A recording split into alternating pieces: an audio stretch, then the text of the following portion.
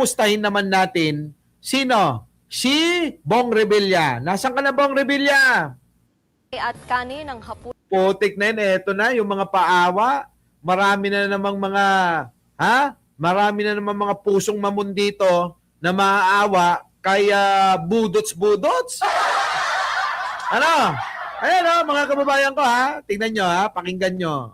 Ginisang pechay at kanin ng hapunan ni dating Senator Nako. Bong Revilla sa unang gabi niya sa New Quezon City Jail. Kita nyo, no, mga kababayan. Tapos yung iba naaawa dyan. Mga unggoy, huwag kayong maawa dyan kay Bong Revilla. Pechay, may kanin. Yung iba nating kababayan, mga pagpag ang kinakain. Sa totoo lang, mga kababayan, kung pagkaisipin nyo maigi, naaawa kayo sa mga politikong magnanakaw. Bakit? Dahil nararanasan nila yung pagkain ng pechay at ng mga kanin lang.